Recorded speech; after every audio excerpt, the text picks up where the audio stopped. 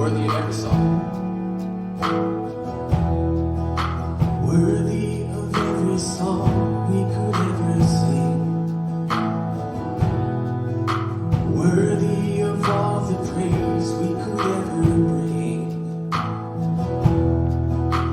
Worthy of every breath we could ever breathe. We live for you.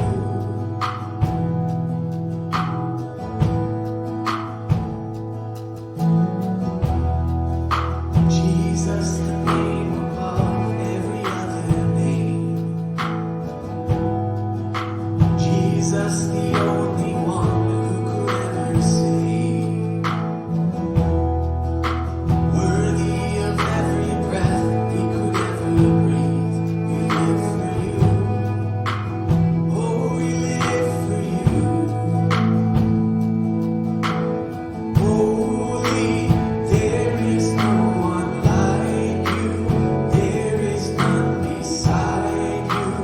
Open up my eyes in wonder and show me who you are and fill me with your heart and lead me in love to those around me.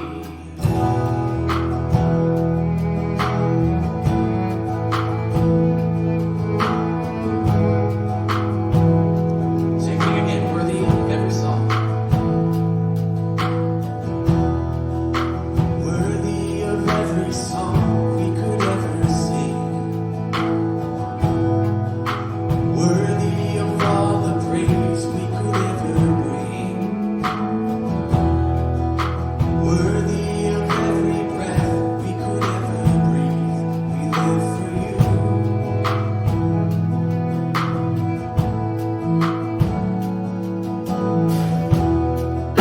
Jesus, the name above every other name.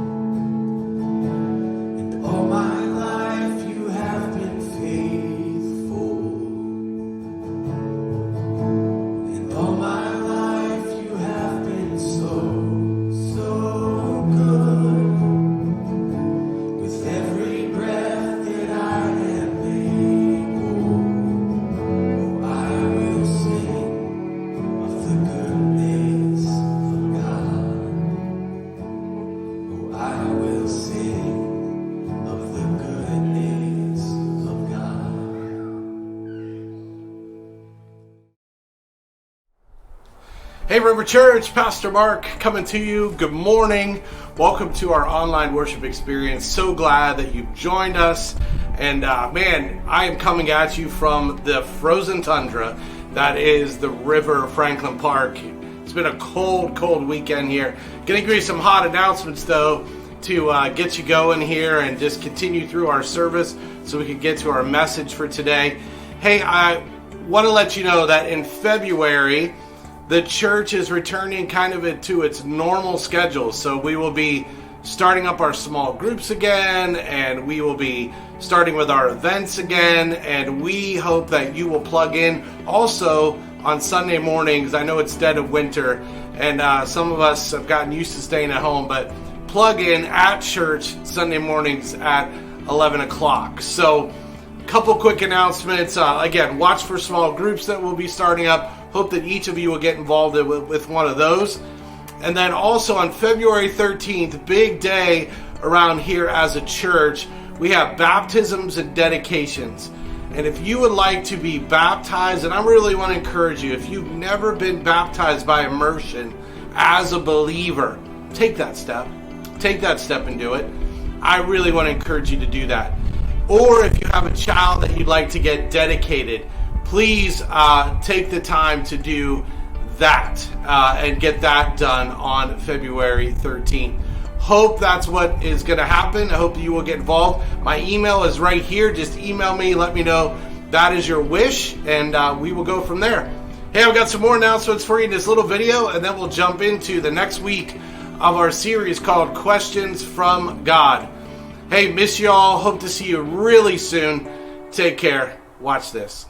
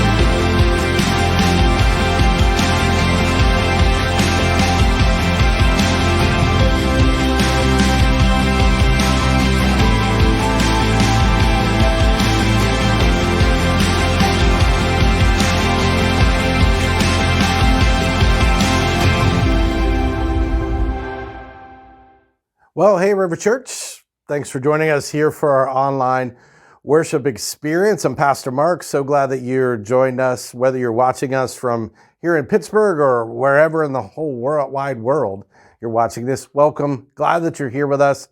Hey, I'm excited to give this message to you. I'm standing in our church lobby right now, which sneak peek, and some of you know this already, but this whole area is getting an extreme makeover coming very, very soon. Really excited about it, which will help us serve you all better, will help serve the groups that come from the community, and hopefully we have more and more people who use this building, and we have opportunities to use it for the glory of God. So we have some really cool things coming up, so stay tuned for that. Hey, I want to start today by talking about something that happened to me in 2008. Now, I want to let you know, I'm not a car guy. I'm not like a guy who thinks about cars and obsessed with cars. But in 2008, we needed to get a new car. And so I saw a car that I really liked. And maybe you remember me driving this car, but it was an FJ Cruiser, a Toyota FJ Cruiser, 2008. Now, I found this car online. So I found it online. This is back before people bought a lot of cars online. You know, there was I don't even think there were any apps to do that or anything like that back in 2008, but I found this car online. The problem was it was all the way in Maryland, south of DC. And so I kind of went on a mission to get this car. So I figured all of this out, how I was going to get down there by myself and then drive the car back home. So my mission included, first of all, taking a Southwest flight from Pittsburgh to Baltimore and taking that flight, then taking a bus from Baltimore to DC, then taking the metro from DC, the subway, to as far south of DC that I could, and then the dealer drove up to that last metro station, picked me up, and drove me back to the dealership where I bought the car and then drove it home. It truly was planes, trains, and automobiles, if you're familiar with that movie. But that day was a mission. It had to be all planned out, how I was going to do this, and I had a vision for what I wanted. I saw this car and I really wanted to get it. And today's message is about a mission. It's about an adventure. It's about a vision. It's about a calling. It's about a calling on a person's life. And I just got to tell you as we start this, that I believe you watching this, and I believe everyone has a mission in life to do, a God-given mission, that there's a God-given adventure for each person, and there's a God-given vision and calling for each person's life. And this story today really, I think, emphasizes that, and I think you'll see that in a moment. This is week 4 of our series called Questions from God. Yeah, not questions to God. We are very familiar with that, and many of us have many questions. But these are questions that God actually asks people in the scripture. So we picked 10 of them. We're on week 4. I'm sorry, we picked 8 of them. We're on week 4 of that 8. And today, I'm going to walk you through the story. It's going to take us a little while then to get to the actual question that comes from God. So here's a question. This isn't from God. This is from me. Think about the most beautiful, terrifying thing you've ever seen. So both beautiful and terrifying at the same time. I know some people have gone whale watching and they've seen this beautiful thing happen, but maybe a little scared that the whale was going to jump onto their boat, or maybe you've been to the Grand Canyon and you were afraid to go up to the edge because it was terrifying, but the most beautiful thing you ever saw in your life. And so what's the most beautiful and at the same time the most terrifying? Now, guys, listen to this. Don't say your spouse, okay? She's hopefully not the most beautiful and the most terrifying thing at the same time, but I recommend you don't pick that one. So maybe it's the Grand Canyon, maybe it's whale watching. I don't know what it is for you. But the story that we're going to look at today comes from the book of Isaiah, chapter 6. And I think in this passage, Isaiah is going to see what was the most beautiful thing that he ever saw, but also the most terrifying thing he ever saw, all at the same time. So let me set some background for you. Isaiah chapter 6. Isaiah is a prophet of God. So he speaks to the people and prophesies about God to them. Isaiah served under 4 kings. He had a long run as a prophet. And his time of service is kind of the beginning of the end for Israel, Judah. It's a beginning of the end. It is declining, let's say that they're about to go into captivity in both Babylon and Assyria because of their disobedience to God and because they're constant wandering away from God. So things are kind of in decline. It's kind of the beginning of the end. And these events take place 700 years before the life of Jesus. So this is an Old Testament story, 700 years before Jesus. And this is what it says in the first 4 verses of Isaiah chapter 6. It says, "In the year that King Uzziah died, I saw the Lord high and exalted, seated on a throne. And the train of his robe filled the temple, and above him were seraphim, each with 6 wings, and with 2 wings they covered their faces, and with 2 they covered their feet, and with 2 they were flying, and they were calling to one another, 'Holy, holy, holy is the Lord Almighty. The whole earth is full of his glory.' At the sound of their voices, the doorpost and threshold shook, and the temple was filled with smoke." Pretty beautiful and terrifying all at once. But I want you to notice something here at the very beginning. Isaiah starts chapter 6 by writing, "In the year that King Uzziah died." Now, why is that important? Why would he, other than just to date this, why would he say that? Because he's letting you know that the king is dead and that this is a time of insecurity. It's a time of uncertainty. It's a throne in transition. There's probably political upheaval. Like, we can't relate to this at all, right? Just insecurity and uncertainty everywhere. But he's about to he gives this vision of God on the throne. He starts with Uzziah is dead, the king is dead. But he wants you and I to know, and I want you to know today, that God is still on the throne. No matter what changes politically or what changes in our country or in our world, God is still on the throne. God is still sovereign. God is still the ruler of all things. God is on the throne. So it doesn't matter that King Uzziah is dead or that this is going on in the world. They're important. But remember, no matter what's going on in your life, God is on the throne. You know, it's kind of crazy in our culture these days. People in our country think that nobody's on the throne, that there is no God and God is not on the throne. There's nobody sovereign over all things. Or maybe they think science is on the throne. That gets thrown around a lot by different people about how just science will save us and science is really on the throne and in control. Or politics is in control and on the throne. Or man is on the throne and they put their hope in a certain person that they are on the throne. But Isaiah lets us know that God is on the throne. And then he gives us this amazing vision of God on his throne. And in this vision, it's pretty cool. We have God on his throne. We have these crazy creatures flying around. We have smoke and we have some killer bass, right? Did you catch that when I read that?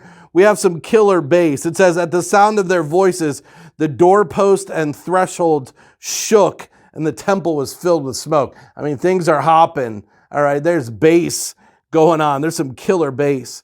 And the scripture tells us in Isaiah chapter 6 that the soundtrack for heaven is one specific word said over and over and over again.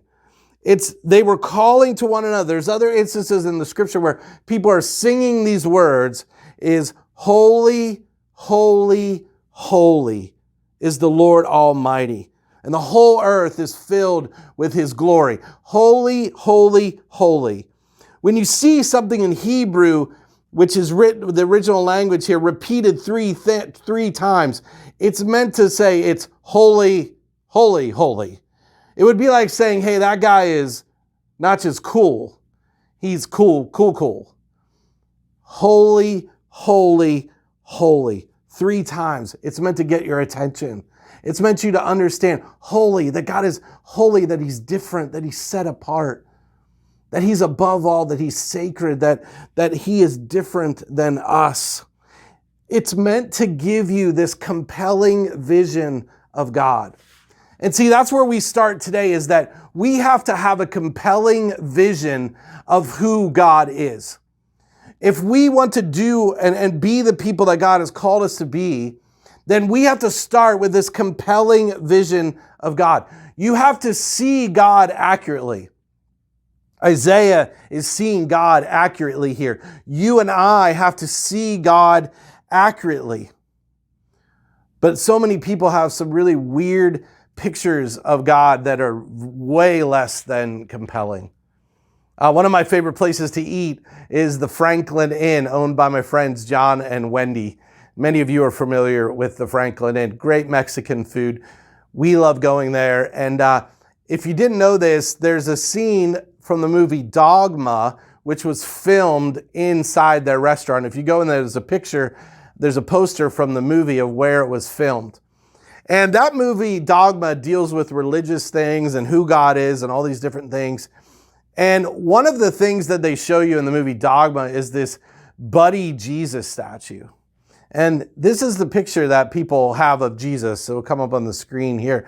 The Buddy Jesus, like he's just your buddy. He's just your friend. And that's always like your bowling buddy. And that's their picture of God. And they're not operating out of this accurate picture, or people call God the man upstairs, or he's kind of like Santa Claus, or he's kind of like maybe more mystical, like the Force. But that's not the picture that we see here in Isaiah. We get this compelling vision of God, full of power and majesty and holiness. This is the vision that Isaiah sees of God, this almighty, all-powerful God, that the whole earth is filled with his glory. And so you have this compelling vision of God, this compelling vision of who God really is. Watch this.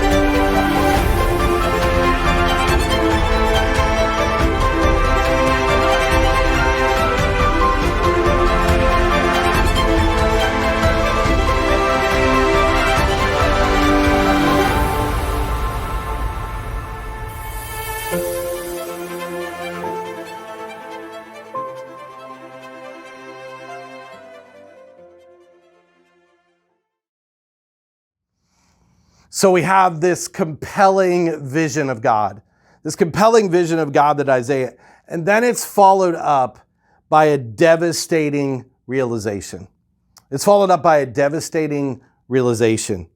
It goes on in verse 5 that after he sees this vision of God, it says, woe to me.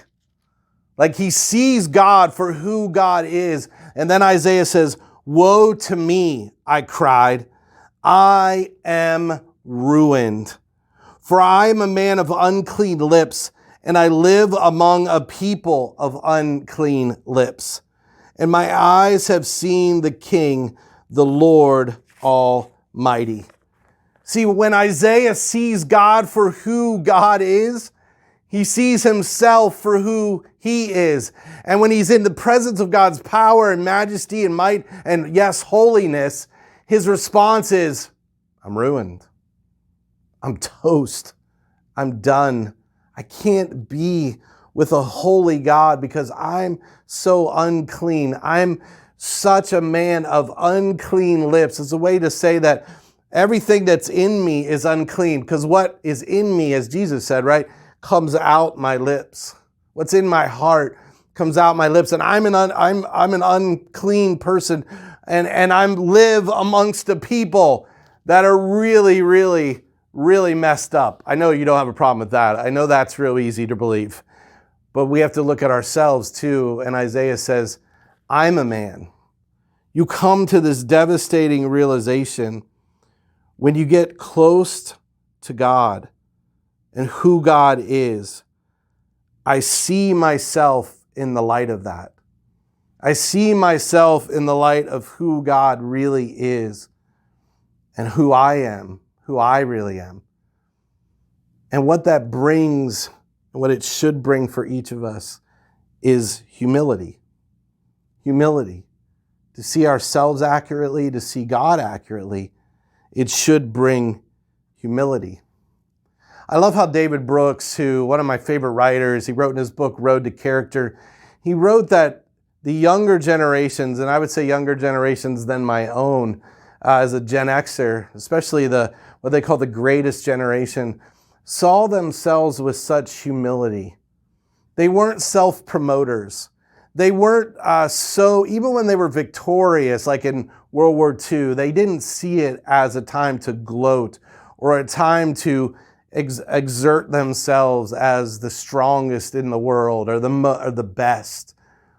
But there was just a soberness to them. There was a soberness to their lives where they realized as human beings what they were capable of, good and bad.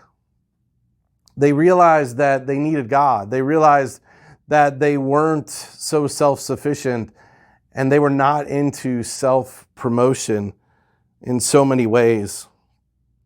Wow, how things have changed. You know, we often have become a culture filled with pride, filled with self-promotion, a whole culture saying, look at me, look how great I am, look what I've accomplished, look at me, look at me, look at me. I am God, in a sense, is the ultimate level of that. It's the ultimate level of pride and self-promotion. C.S. Lewis said it this way. He said, pride leads to every other vice. It is the complete anti-God state of mind. It's the complete anti-God state of mind. It is pride which has been the chief cause of misery in every nation and every family since the world began. Wow, he had such a great view of pride. And see, when Isaiah stands before God, he's filled with humility. He's filled with humility. And you might say this, you might see this in here when he sees that he is in the presence of a holy God. He's filled with humility. He's filled with he's like, I am ruined, I am ruined. It's so different than our culture because we avoid anything that makes us feel unsettled or uncomfortable or bad about ourselves. And anything bad about ourselves that could be true about us is to be avoided or at worst in our culture, condemned. Like, you can't say that about me. You can't make me feel less about myself, which has become one of the greatest sins you can do in a culture. But when Isaiah stood before God, he felt less about himself. He came to this devastating realization of who he actually was. But here's the cool thing. We have to come to that realization, but God doesn't leave us there. See, God doesn't leave us just in that devastating realization, because what comes next is amazing provision. Amazing provision. Verse 6 and 7 of Isaiah 6. Then one of the seraphim, that's one of those freaky creatures, flew to me with a live coal in his hand, which he had taken with tongs from the altar. So this comes from the altar of God. It's not from Isaiah. It comes from the altar, this flaming coal. And with it he touched my mouth, and he said, see that this has touched your lips. Your guilt is taken away, and your sin is atoned for. So in the midst of this devastating realization comes an amazing provision. What comes from the altar of God is provision and rescue and grace and love and forgiveness and atonement. It's redemption. And it comes from the altar of God to us. Now, this is in Isaiah's vision, but this has come to us in the form of Jesus Christ, who was all those things sent for us for our salvation. It has come from God's throne to us, just as this coal has come. There's amazing provision. God, who is known as Jehovah Jireh, which literally means God our provider, has provided this amazing provision of grace, forgiveness, atonement. And God meets him right in his point of need. He sends the coal to his lips. Isaiah, you say you're a man who's ruined because you're a man of unclean lips, and you're a man who live amongst people of unclean lips. And so I'm sending this right to your need. Let it touch your lips. As a symbol of I've forgiven you at the deepest part of your need. At your deepest part. So there's this compelling vision of God. There's this devastating realization, but then there's this amazing provision that God sends to us. And what is the response to that? And this is what takes us into our question for today. Then I heard the voice of the Lord saying, whom shall I send? Whom shall I send? That is our question for us. After your life has been touched by God, God's call out to you and to me is, whom shall I send? Whom shall I send, and who will go for us? Kind of question today, A and B. Whom shall I send, and who will go? Who will go for us? And that is going to take a willing heart. It's going to take a willing heart.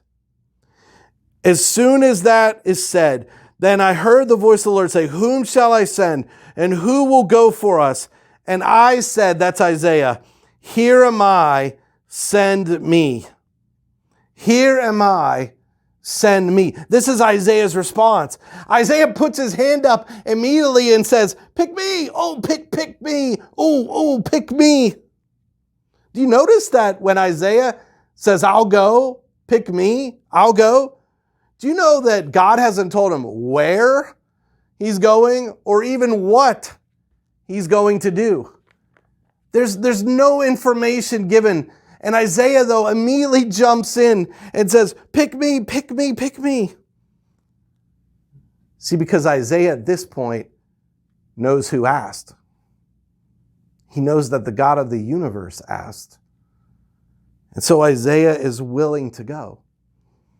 It's so different than how we do it, isn't it? It's often like we look and go, what's it going to cost? Where's it at? Who's going to be there? No, Isaiah just jumps in and says, pick me, I'll go. Where do you want me to go, Lord? What do you have for me to do? Yes, Lord, whatever it is, I'll go. See, when you saw what Isaiah saw, when you've experienced what Isaiah experienced, and when you've been forgiven as Isaiah was forgiven, and then the call goes out, your response, like Isaiah's, should be, pick me for whatever. Whatever you have for me, Lord, I trust you. I trust that what you have for me, Lord, is better than anything I could choose for myself. Pick me.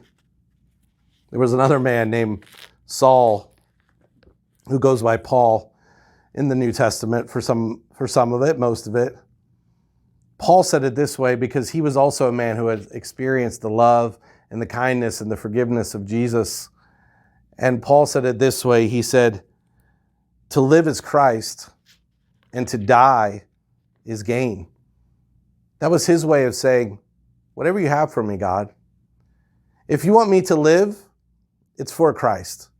If you want me to die, if this leads me to my death, it's for my gain because I get to be with you. But pick me. Pick me, Lord. Here am I. Send me. And so see, the call still goes out. The call still goes out. All throughout history, the call goes out. Jesus talks about it this way. He says, the harvest is ripe, but the workers are few. There's few people who will respond to the call when I said, whom shall we send and who will go for us? There's so few that will respond and say, pick me. Pick me. Have you ever asked yourself what you're willing to do for the Lord? That He calls to you? Do you have a compelling vision of God? Have you come to the devastating realization of who you are without Him? And have you seen His amazing provision to you? And do you have a willing heart? Jesus is looking for people who are willing. The scripture calls us in Matthew 28 to go out into all the world, making disciples, teaching about Jesus, sharing the love of God with people. You know, this has always been the prayer for our church here. It's the prayer for our church, that we would be a people that would say yes to whatever God calls us to. And I think it's a new season here at the river. I think it's a new season. And what I want to challenge us to is I really want to challenge us to do something that we haven't done a great job at to this point. And that's to reach the people that are right here in this area surrounding the church. There are so many people. There are new neighborhoods being built right here. I want to challenge us to reach those people and to go to the people that God has for us to reach. I don't know what it's going to look like. I don't know what exactly we're going to do, but it starts with a willing heart and your heart and my heart to say, okay, God, here we go. What do you have for us? Where are you sending us? Where are you sending us out from the river, but out into the world to share your love with it? Who will go? So watch this, and then we'll wrap up our service. And as you watch it, will you ask yourself that same question? Amen.